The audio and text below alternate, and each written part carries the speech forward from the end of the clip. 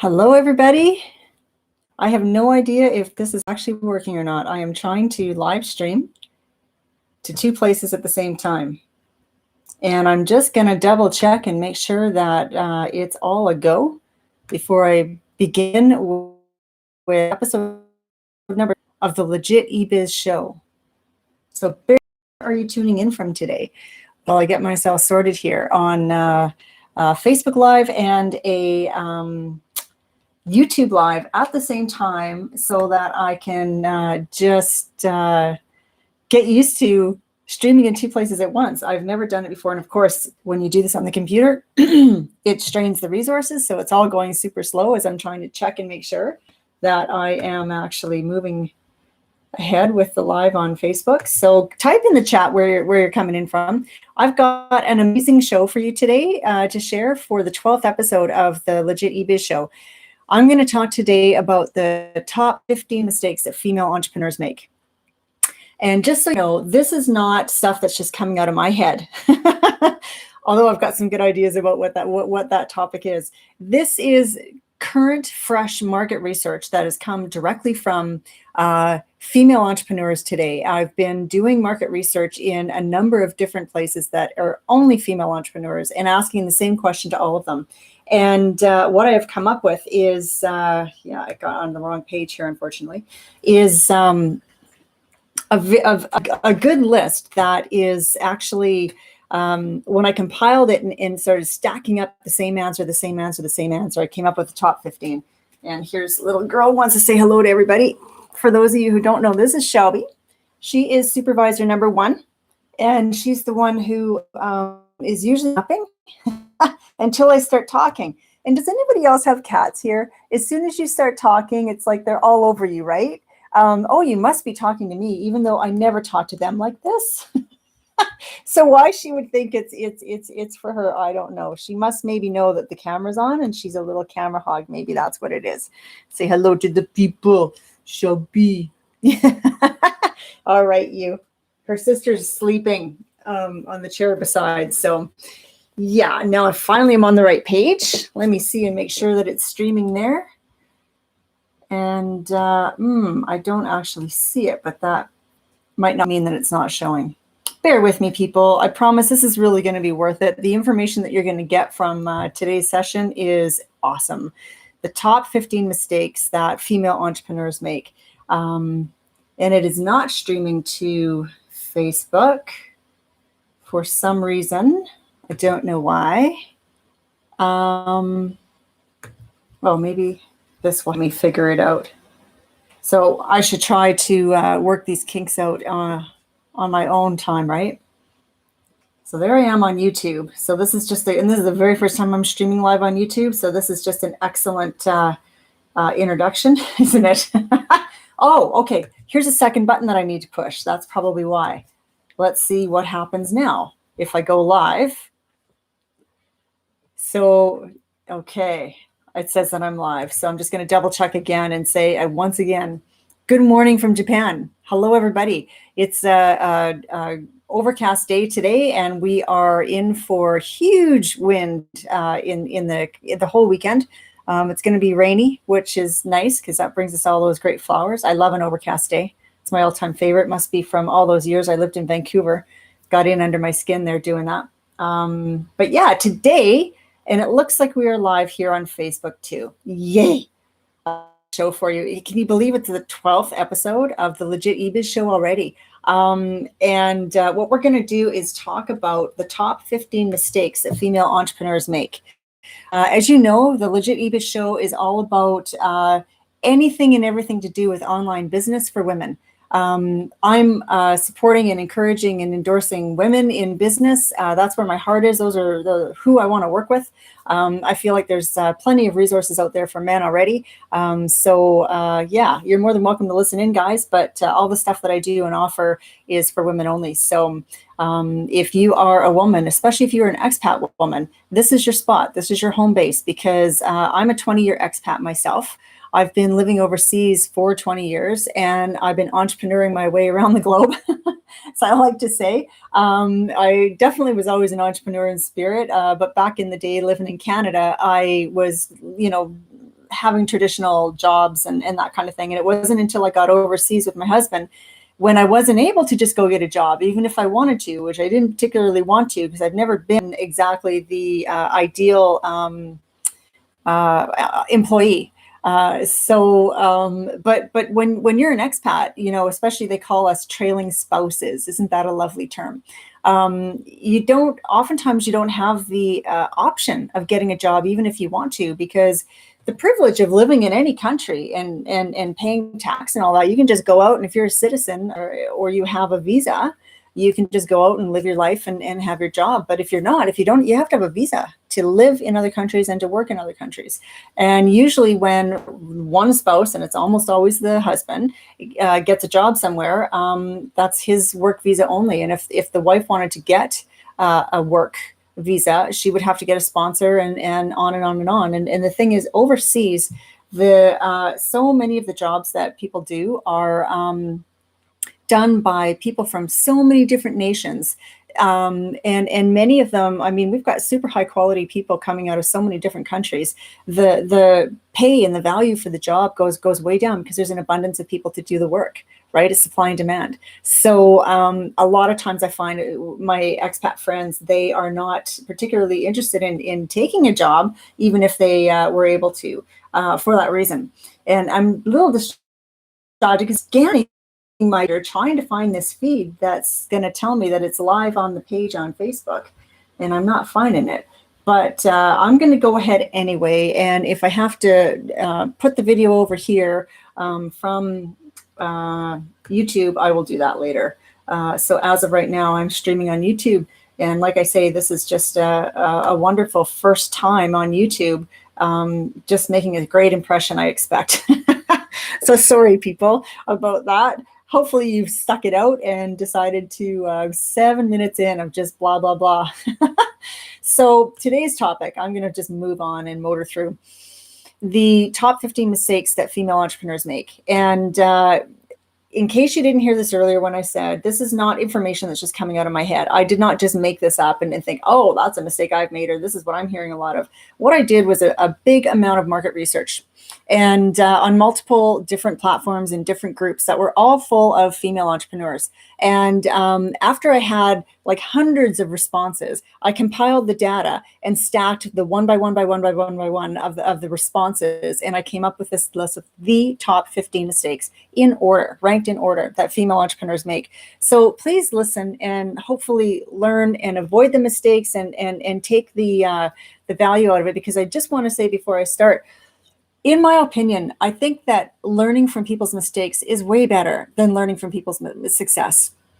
And I think that's why 1 million people can read a book somebody wrote on the exact steps they took to make success on this path. And those 1 million people can do the same steps and duplicate it and not get that same success or even anywhere near that success. Why is that? I did everything the same because you're different. Your environment is different. Your experience is different. The situation, everything is different. That's why, I mean, it's great to know, but it's not nearly as practical as these are the mistakes that I had to overcome and that I had to avoid and figure my way out of, because those are common to just about everybody, right? So if you can ever in anything in life find a list of the mistakes to avoid, the traps to avoid, that's a far better play sheet to go by than trying to follow and duplicate somebody else's success. Are you with me on that? I hope so. So on that note, let's move on. Number one, top mistake that female entrepreneurs make is seeking outside validation for their opinions.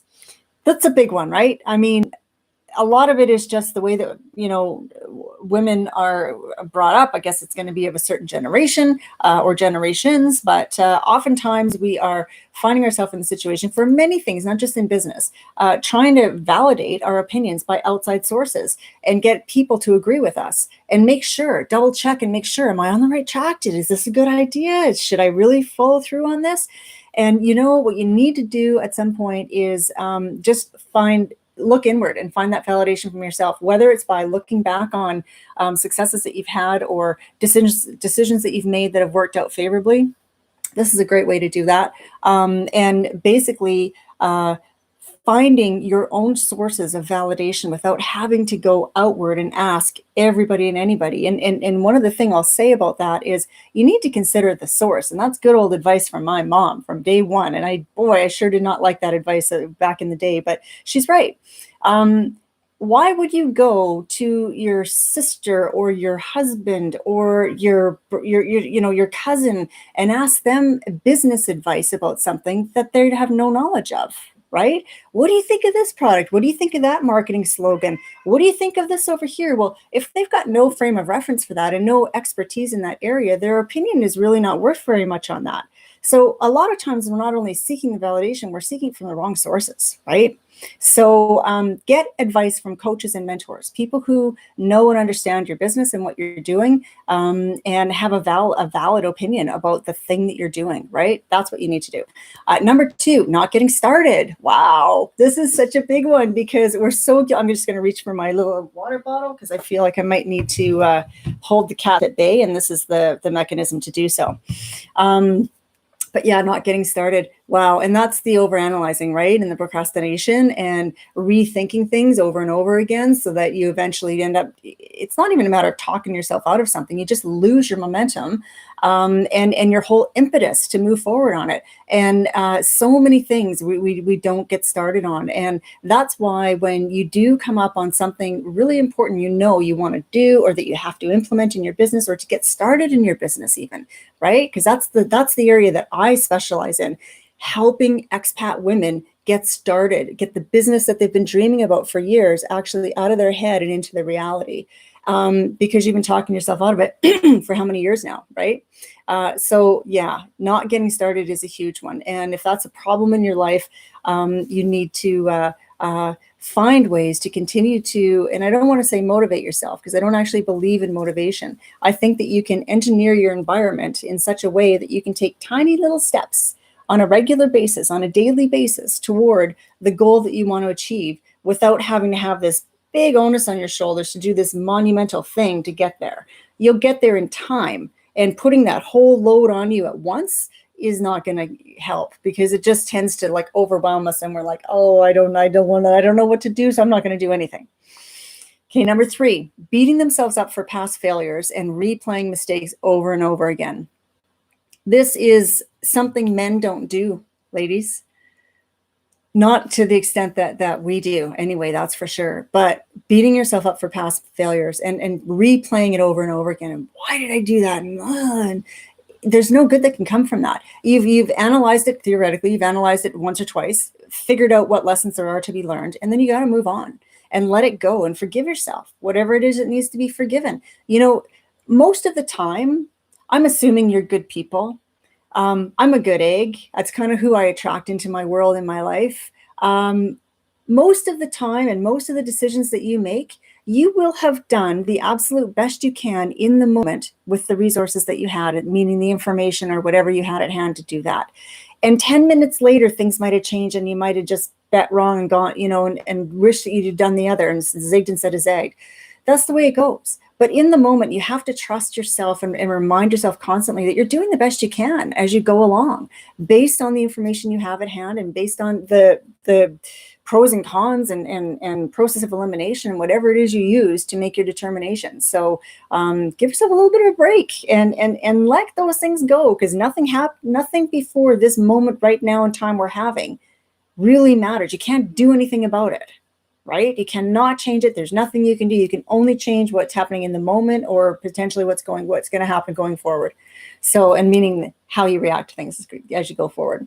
Number 4, not making self-care a priority. I'm not going to harp on this too long because we all know it's true. Everybody else gets their health checkups and everything else done and lots of sleep and everything else. And then there you are, doing the dishes at midnight or whatever the case may be.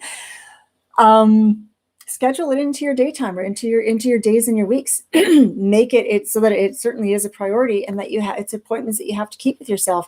Because if you let your health slide, that's definitely something that you can't get back. Well, it's so much harder to get back, is what I should say, than it is to just take care of it in the first place, right? And also, it's a question of a matter of the fact that you deserve it. So give yourself that self-care that you need. And that's not just going to doctor's appointments. That's, not overworking yourself. It's having the time to prepare healthy meals. If you're the one cooking, it's scheduling the time to work out and keep care of your body, going for stress relief things, treatments like massages or yoga classes or whatever your thing is, going for walks, being with friends, even if it's virtually, like all of these things, those are self-care items.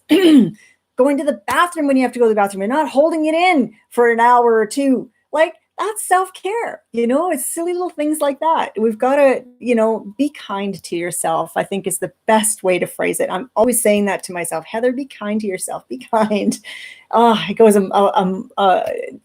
goes a really, really a long way. Okay. Number 5, not investing in themselves or the tools that they know they need.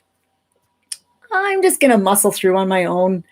I can do this. I can heap that on. I can do this 3 hours chunking of data entry and compilation. I'll just take care of it myself. It's okay. And do it manually. And, I think the best way to get yourself over that is the fact, if you think of it this way. If you are doing those 3 hours of data entry or compilation or whatever it might be, that you could easily sub out, or you could buy a software program that will do it for you, and you're just holding back for whatever reason, that $50 is, who knows, and it's not even going to matter, right? If you spend it or not, you're just going to do it yourself. Think instead, what could you do with that 3 hours instead of that data entry? That it's not meaningless by any stretch, but it's not something you need to be doing. You could easily sub that out and have that time better utilized somewhere else. And what would you do with that extra 3 hours? Aren't we all saying we need more time? We don't have enough time. I don't have enough time to get all this stuff done. And yet here we are filling up our time with these silly little tasks that you do not need to be focusing on. So think of it that way the next time you catch yourself, right?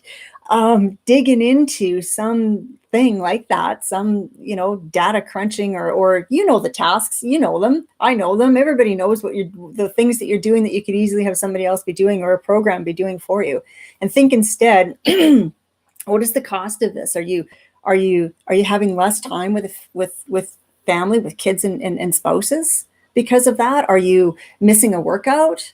Are you, like something that I do, I don't end up having enough time in the kitchen to prepare a healthy meal sometimes. So I'm just slapping something together and it's like, that happens to me and I don't like it. That's Dusty Rose, by the way. That's cat number 2. You're on the side. It's reversed on the back. Back and forth. You're such a little silly girl. Okay, you sit up there. Nope, no, as I've engaged her. Okay, come and say hello and then I'm going to put you down. This is Dusty Rose. She's a beauty. She's my big girl. We love her very much. Yes, we do. Okay, go sit in your basket, honey. Go sit in your basket. Good girl. Whoa, gonna have to put that one on a diet. She's not gonna get on an airplane next time we gotta go somewhere. Yikes, that'll be fun. I need an invention. Somebody, please, a way to get the cats to walk. I don't know. I don't take them outside because then I'm gonna be bothered constantly all day to go. Let's go for a walk. So it's a little bit selfish, but for a really good reason. And anyway, I don't know. I need some alternative in an apartment in Japan. What can I do? Please help me. Yes, back on track, not investing. So yeah, what are you missing out on instead of it, as you're taking that time? Where could you be putting it to better use? And that also implies directly onto your business. What higher level tasks are you not getting done because you're busy doing all this lower level stuff?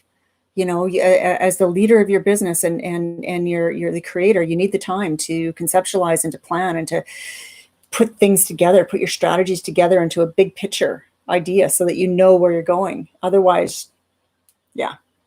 Okay. This is number 6, thinking it's going to be fast and easy.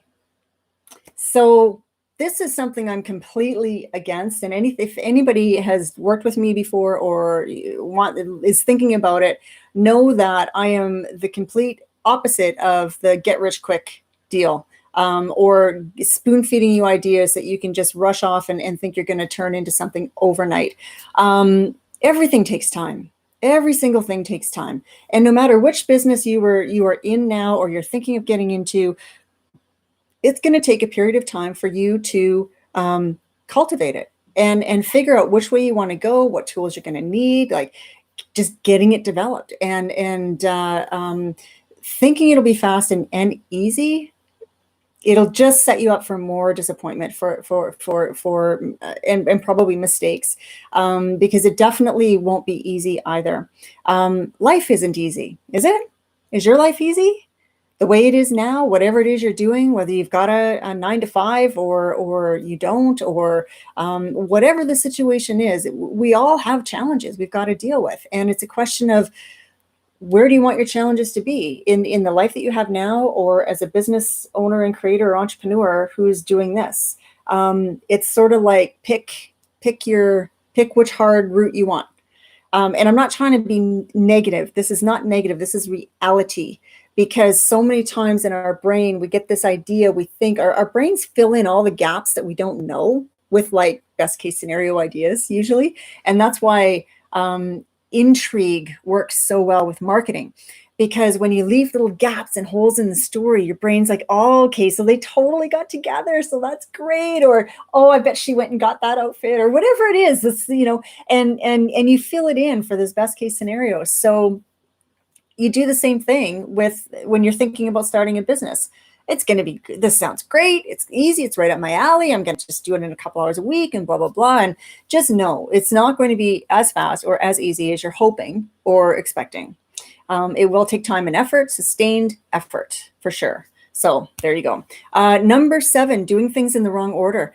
This one surprised me a lot, especially that it was so high on the list. If I would have thought that would have been a lower problem, or a lower, not as common, a less common problem than it apparently is. But I can definitely see that in my own business and the things that I've done. I mean, like I say, for 20 years, I've been an entrepreneur outside of Canada, internationally. I've built and sold several international companies. And the last 10 years, I've been online exclusively.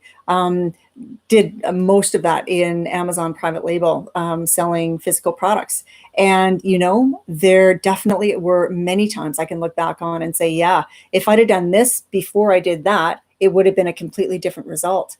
And knowing what the right order is to do for your business and what stage you're at is like critical. And if you don't know, then you need to find somebody who does. A colleague, a mentor, a coach, somebody who is even just a couple of steps ahead of you, who can reach back and give you the hand forward and help you to know which, and this is one of those things to avoid, right? One of those mistakes to avoid, as opposed to following the steps in my footsteps of my success, following the steps of my success. It's more of, you've got to do this first, because otherwise, if you don't, then this thing is going to not do as well because of this factor.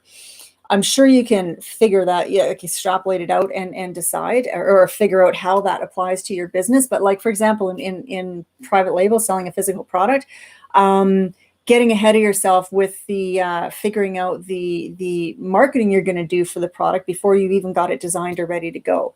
Like, that is not where your focus and attention needs to be. By the time you need to know that, whatever you're learning today is probably going to change anyway. So, and there'll be new training and stuff available for you then. So make sure that the things you're focusing on, and even the things that you're getting training on, are applicable to the stage you're at right now in this moment, in this period of time, this week for your business. And don't jump ahead, because it won't be applicable. And one example I can give for myself personally is I joined one of the big masterminds that was going on at the time. And at that point, it was, it's super, super high ticket, very exclusive. And they did have a vetting criteria to get in, but I kind of got around it, even though I was way too new and I shouldn't have. It's not that I shouldn't have done it, but it wasn't as effective for me. And that's because all the things that I learned in there, the tips and strategies from these mega excellent, cool, wicked good sellers, I couldn't apply them because my business wasn't at that level, right? So much of that stuff was lost on me, unfortunately. It went in and it was great to know, but I wasn't able to apply it at the time. And many of these things are in the moment only, and it changes because of new rules and regulations, or new softwares or platforms or technologies or whatever. So stay in the moment you're in and do what you need to do now. What is the right next step now, not later, no matter how much you might like to jump ahead and do that particular thing. So do things in the right order. Where are we now? We're on number 8, getting caught. This is a good one. Getting caught in the ebb and flow of what everyone else is doing and losing themselves in the process. And I just thought that was so beautifully worded, because I think that's also known as shiny object syndrome, where you just get distracted by the squirrel, right? Squirrel, or a new software, a new platform. I mean, Clubhouse just came out of nowhere. It was like, whoa, right? A new product, a new type of approach to advertising. Like, there's so many things, or a whole new business idea altogether, or a different angle to take on your business. There are so many distractions out here for us. A new summit, another training platform, or event that's happening. And what you have to do is just be really super disciplined with yourself and give things the time they need to take root.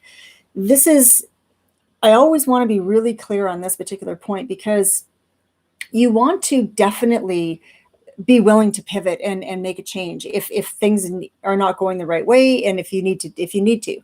If something happened unexpectedly in the market, or, like COVID, for example, and when that happened, and I mean, almost everybody had to make some kind of a pivot, right? And you'd have been crazy not to, or out of business. But the thing is, you need to also be sure that you are giving everything a fair shot. So, for example, when Clubhouse came out, if you're going to decide, okay, I'm going to try my hand here, I'm going to try and see what I can do in Clubhouse, and see how it relates, how it works compared to the effort that I put in on a different social media platform. Great, no problem, perfect. But you've got to give it a fair shot. That doesn't mean going on it once or twice in a week or two and then saying yay or nay. It means, how long is this realistically going to take for it to take root? I mean, if you're going to try and do that on a different platform, it's going to probably take a few months. It seems like it might take less time on Clubhouse. That could change. Maybe it has already. I don't know. We don't know. That's what I'm saying, is you need to find out, and you got to not jump ship just because the grass looks greener on the other side. And somebody's excited, or a friend is talking about it, or telling you how great results they got. It's like, good for you.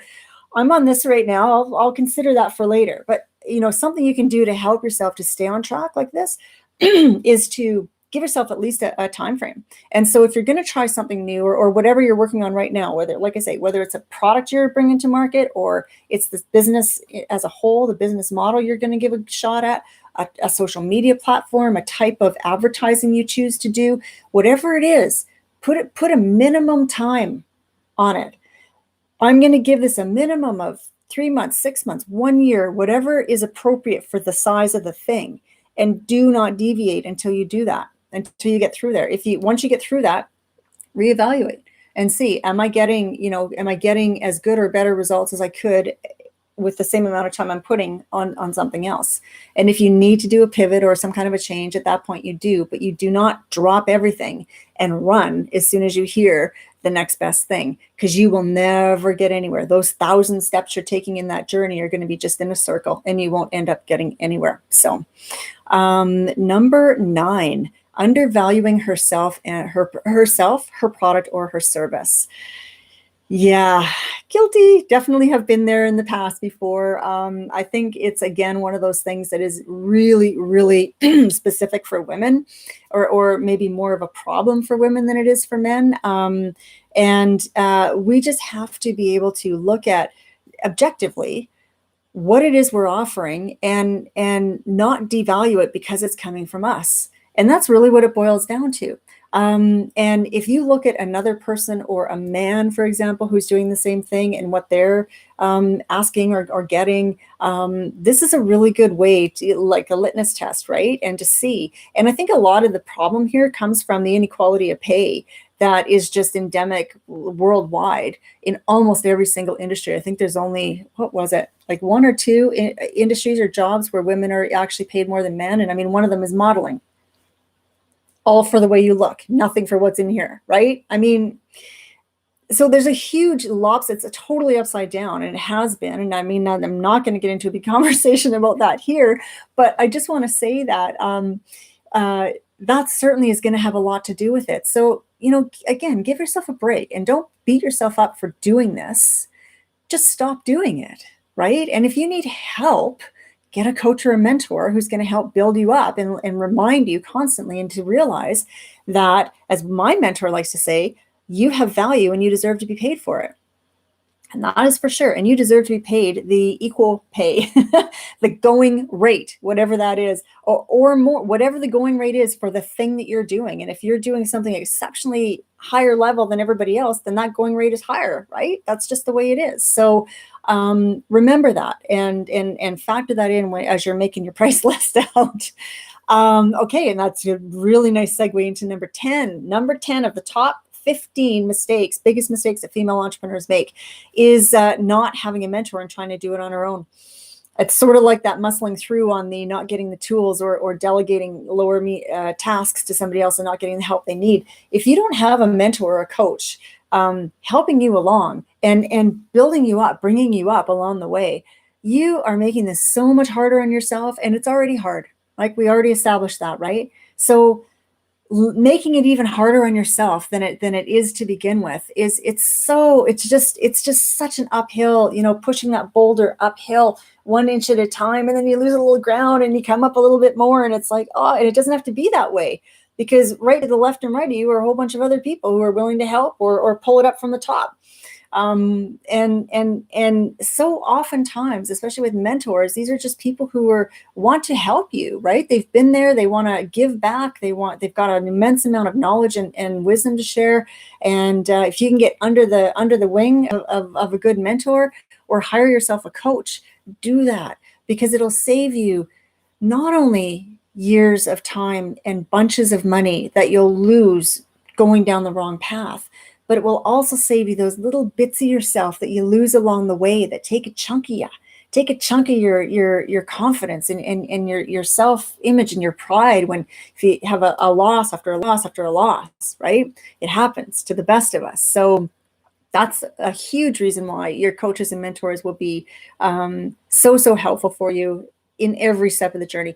I've had them as long as I can remember, for sure, as long as I've been online, and I had the ability, and people are there and they're like, yeah.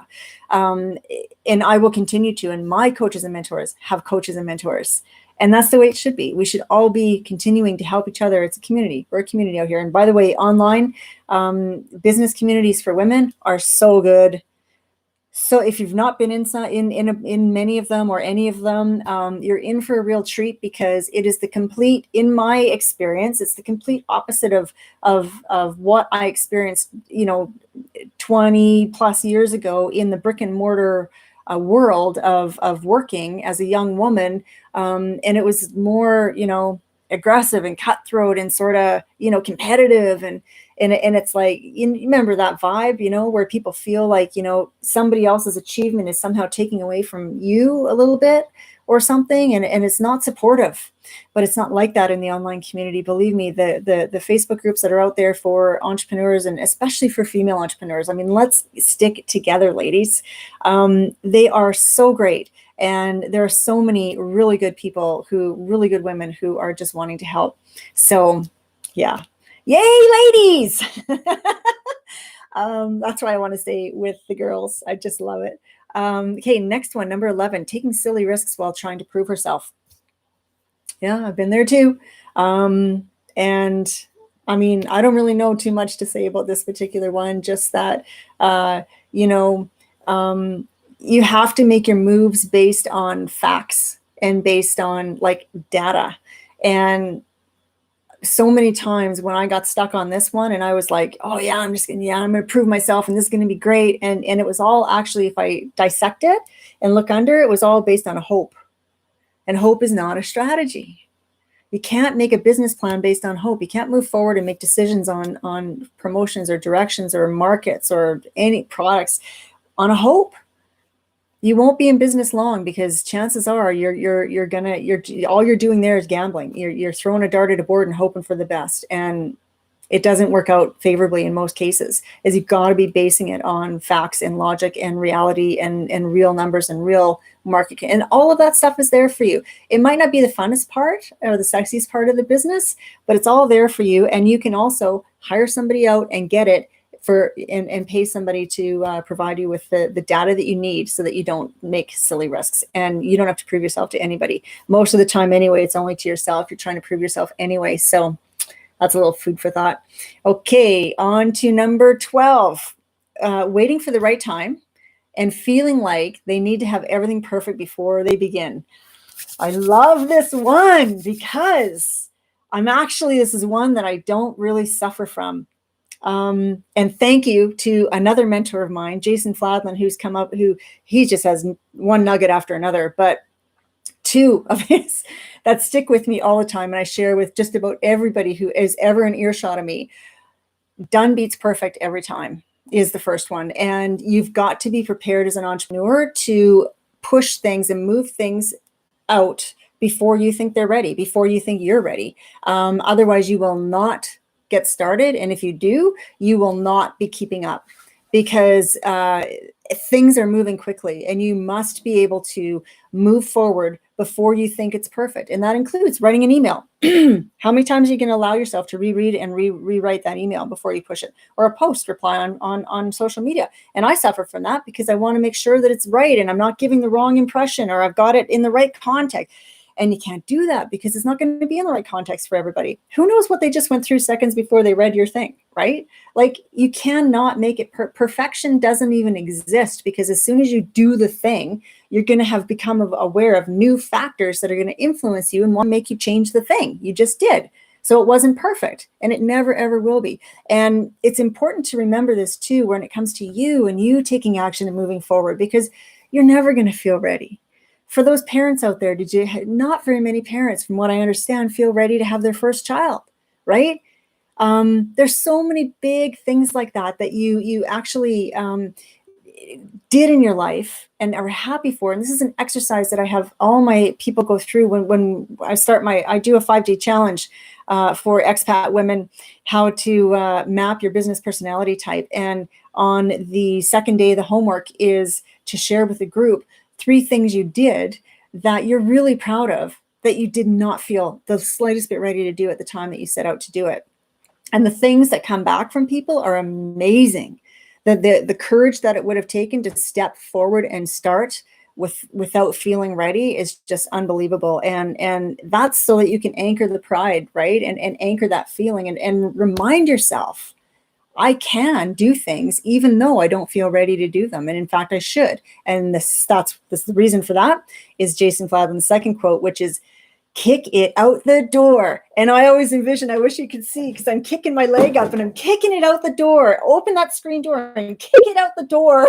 I love that one.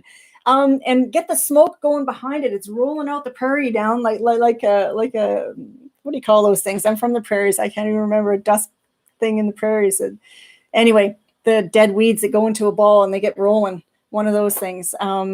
That's what you got to do. Kick it out the door. Done beats perfect. And ever since I've taken those 2 ideas and internalized them, I have never judged a typo since.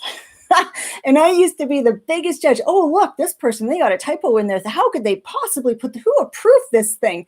You know what? That thing got done and it got clients and it probably made sales, instead of it still being on the drawing room board or floor, whatever it is, getting approved. Obviously there are some stretches here, and there's certain things and big things and, billboards and that this is, I'm not saying you don't proofread things or whatever, but for us, getting started and getting our business going and doing the little things we know we need to do, just start moving and just keep going. That's really as simple as that.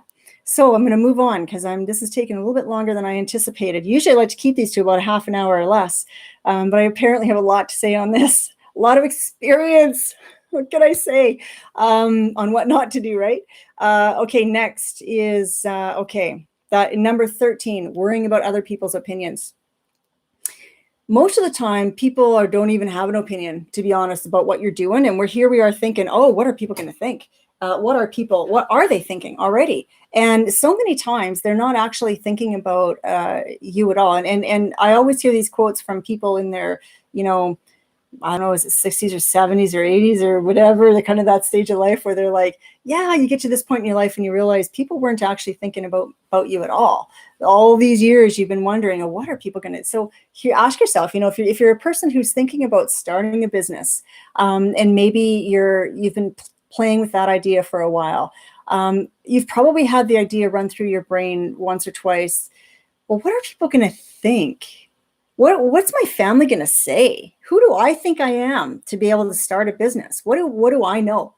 What do I have that somebody's going to want to pay me for? Why would somebody come to me instead of somebody else?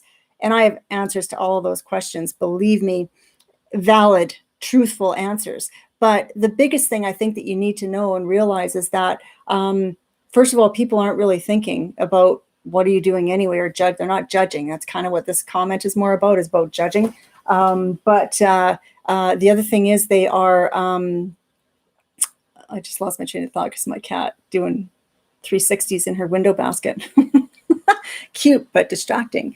Other people's opinions. Oh, that if they are thinking something, most of the time it's actually going to be something surprisingly positive. Like you would be amazed what a great positive effect you could have on your circle of influence, your people, when they realize, oh, wow, Anna's going to start a business. Good for her.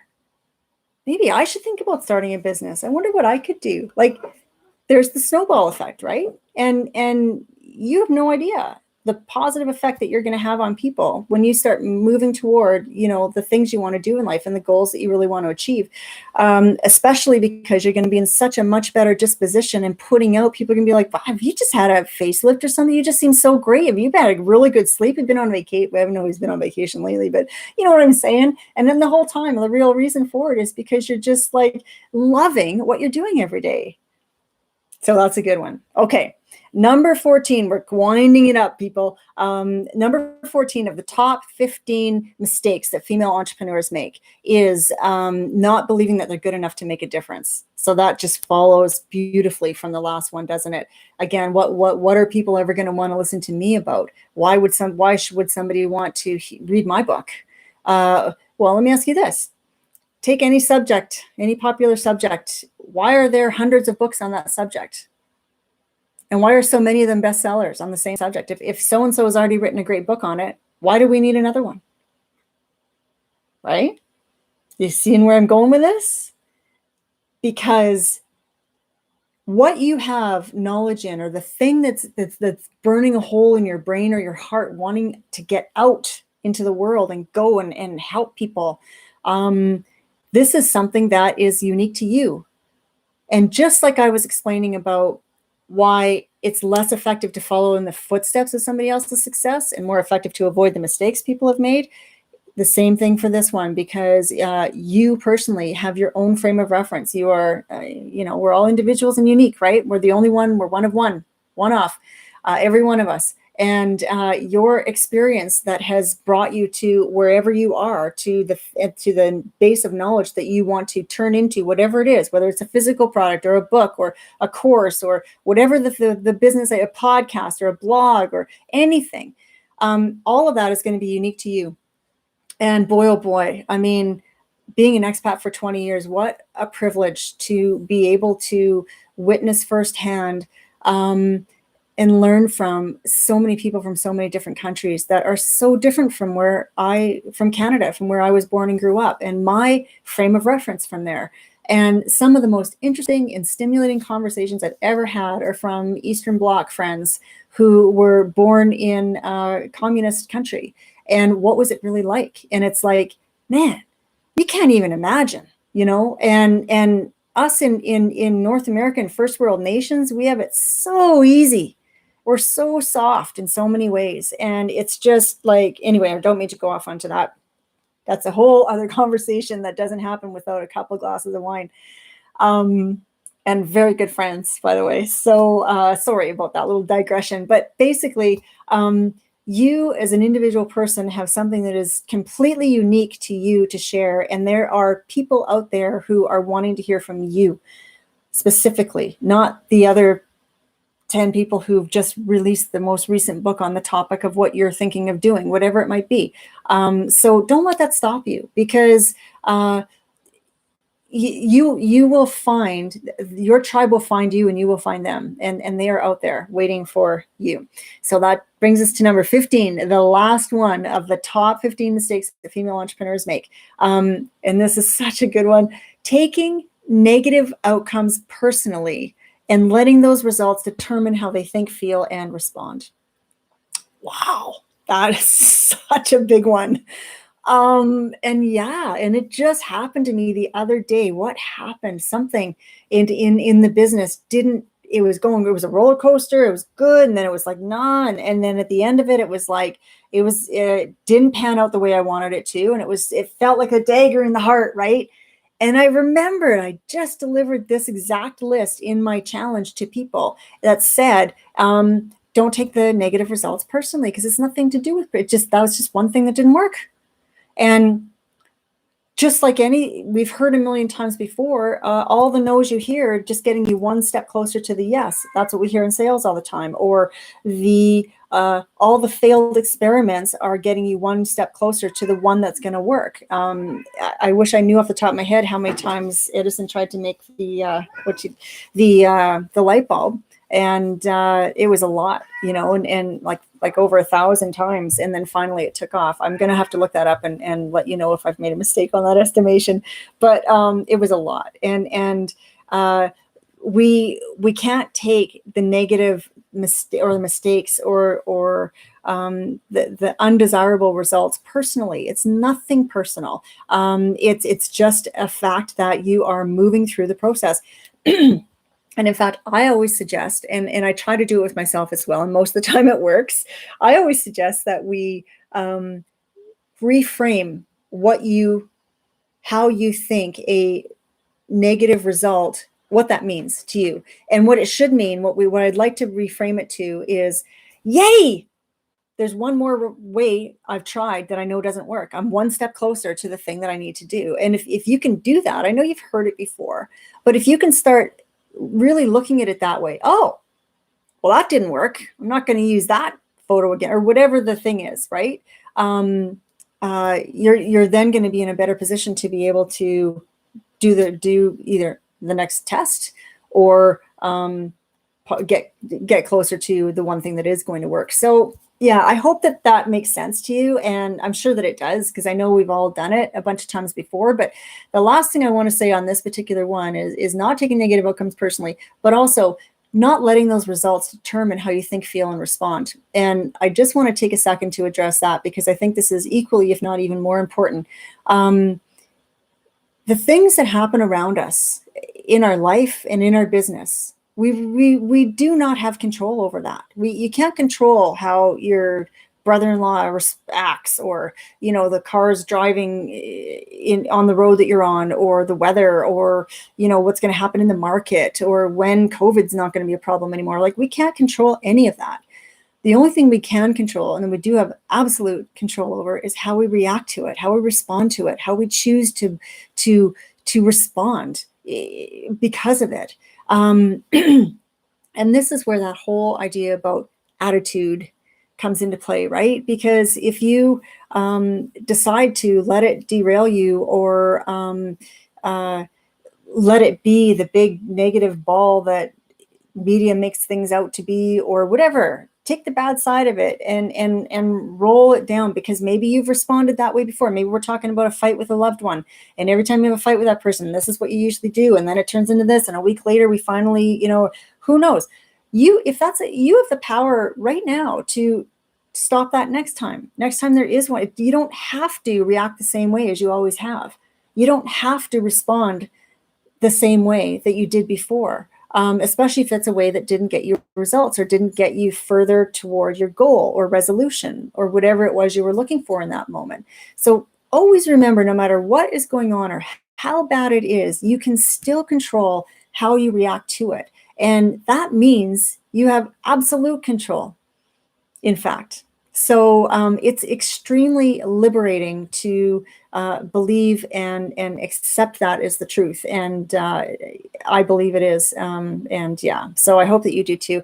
And on that note, people, I'm going to wrap this up because I've gone way over. I do apologize for that. For anybody who wants more information on me or how to work with me, you can go directly to my website, which is my name, Heather E. Farrell, FARRELL.com.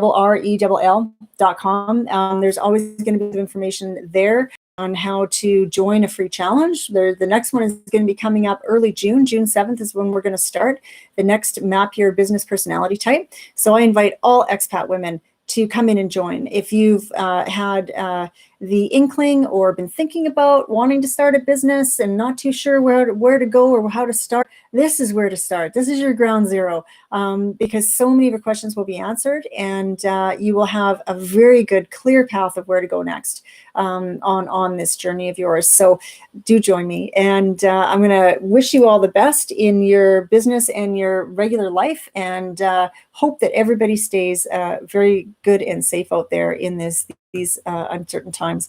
And yeah, now I'm going to try and find my way to end the live.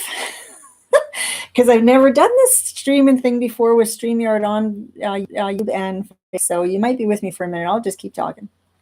Thanks, everybody. Have a great day. Saying goodbye from Japan. There's one down.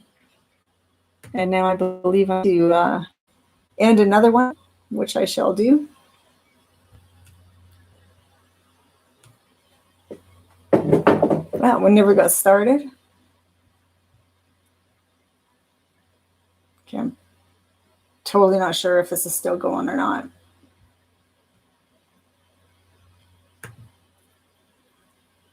Oh, it is. Oh boy. Okay, on that note, I will say once again, thank you for your patience. Goodbye, everybody. Yes, please end the stream.